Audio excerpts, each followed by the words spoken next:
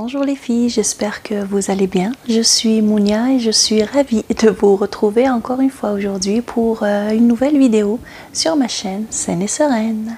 On sait tous que les conflits font partie de la vie, mais lorsque ces conflits-là se terminent par une résolution, ils permettent que la relation entre deux personnes passe à un autre niveau, qu'elle évolue et qu'elle grandisse.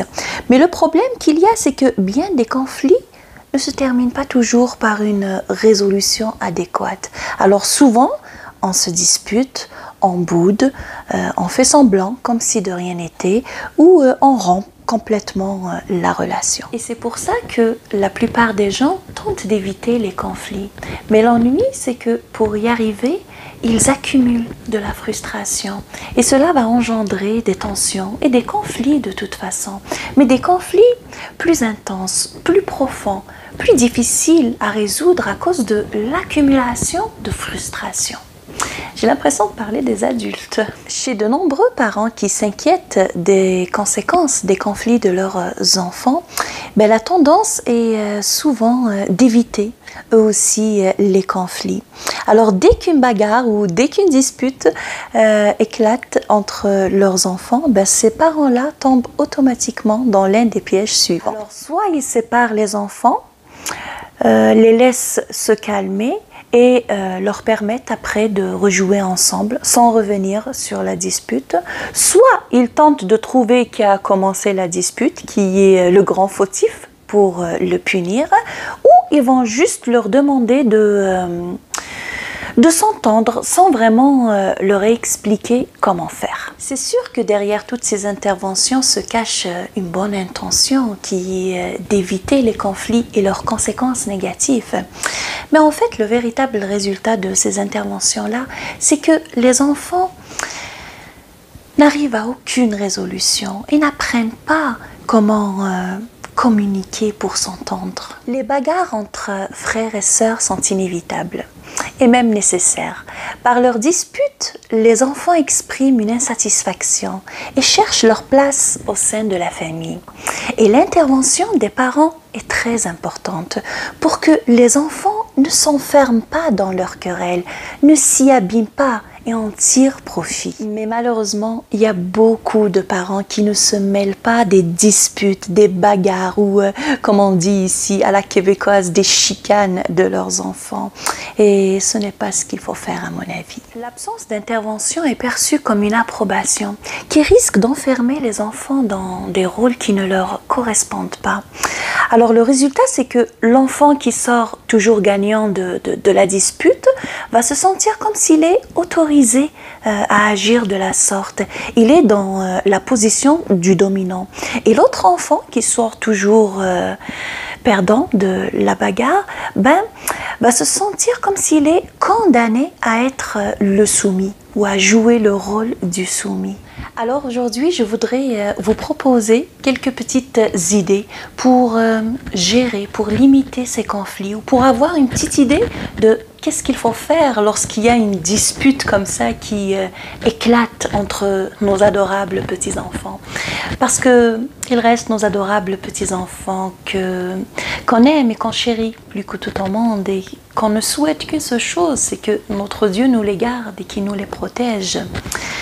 La vie est très fragile parce que j'ai pas envie de me permettre de dire que la vie peut être horrible par moments. Alors je vais juste dire la vie est très fragile. On a perdu dernièrement dans notre communauté deux adorables petits-enfants. Un petit garçon de 13 ans et un autre d'à peine 21 ans. Alors je voudrais en profiter pour faire une petite prière. Puisse Dieu le Tout-Puissant, le Miséricordieux, leur accorde sa miséricorde et qu'il les accueille en son vaste paradis. Mais aussi et surtout qu'il donne du courage à leur famille, à leur maman et à leur papa. Ceci dit, je reviens à mon sujet. Alors, bien avant que la dispute n'éclate et que les conflits surviennent entre la fratrie, autant que parents, on se doit d'expliquer à nos enfants que même durant les disputes, que même durant les conflits, que même durant les bagarres, il y a des limites à ne pas dépasser. La première, c'est que c'est interdit de se frapper, quel que soit le degré de la dispute. Cette règle doit être vraiment claire. Pas de violence physique. La deuxième limite, c'est qu'on ne s'insulte pas. Parce que les paroles cassantes et humiliantes et les expressions agressives échangées entre frères et sœurs peuvent être vraiment très blessantes. D'autant qu'elles s'accompagnent d'intimidation, de rejet ou de menaces. Alors, il faut être vraiment aussi très ferme sur ça. Il n'y a pas d'insulte, quel que soit le degré de la dispute. Et la dernière limite, pas de cris, pas de hurlements. Et bien sûr, expliquer à vos enfants que si l'une de ces limites-là est dépassée, eh bien, il doit y avoir des conséquences. Alors, quel que soit le degré de la dispute entre vos enfants, ils doivent savoir qu'ils n'ont aucun droit de se frapper, de s'insulter ou de lever le ton. Et maintenant, une fois que la dispute a éclaté entre vos enfants, je vais vous proposer quelques petites étapes d'une résolution de conflit. Et ces étapes-là, vous pourriez même les apprendre ou les enseigner à votre enfant pour qu'il puisse développer une certaine autonomie dans leurs applications au quotidien. D'abord, écoutez les motifs des uns et des autres, sans vouloir arbitrer à tout prix, parce que vaut mieux éviter de ne pas prendre parti dans un conflit. Demandez à chacun de vos enfants de vous expliquer le motif de la dispute. Et vous allez voir, ils sont souvent convaincus d'être la victime et d'être dans leur bon droit. Et pour arrêter ce conflit, alors rendez justice à chacun d'eux. Dites-leur que vous comprenez leurs plaintes et qu'elles sont légitimes. Et si le temps est tendu, alors attendez d'être en tête-à-tête, d'être seul avec chacun d'eux.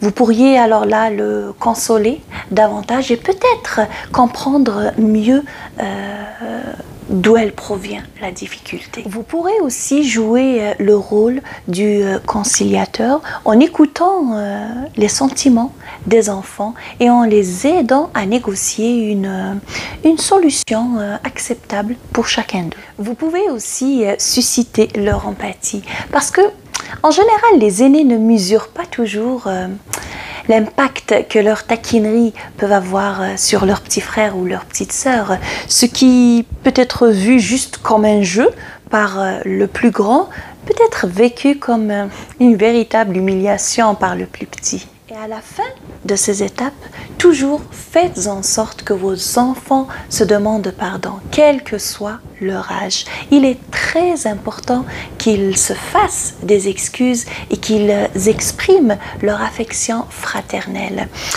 Et c'est aussi un très bon moyen pour mettre un terme aux hostilités et de passer à autre chose. Je vous donne un exemple pour comprendre un petit peu plus ces étapes-là.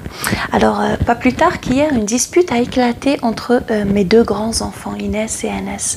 Alors, Inès venait de se rendre compte qu'elle a perdu tout son travail, tout le travail qu'elle a fait sur une communication orale, sur un PowerPoint, parce que je pense que le portable s'est éteint, mais elle n'avait pas enregistré. Alors, elle a cherché partout le PowerPoint, mais elle ne l'avait pas trouvé sur son ordi.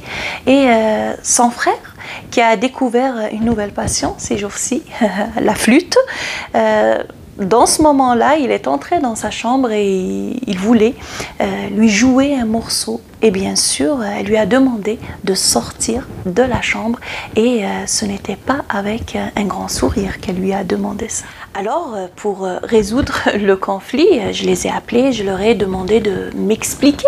Qu'est-ce qui se passe? Alors, bon, Anas disait que sa sœur l'a dégagé de sa chambre et qu'elle ne voulait pas l'écouter. Et Inès, ma fille, disait qu'elle ne voulait pas l'écouter parce qu'elle n'était vraiment pas d'humeur et qu'elle devait trouver une solution, comment récupérer le travail qu'elle a perdu sur l'ordi. Pour rendre justice à chacun d'eux, alors j'ai dit à Inès que je comprenais qu'elle soit pas d'humeur à écouter le morceau de NS, mais que ce n'était quand même pas une raison de le faire sortir comme ça de sa chambre.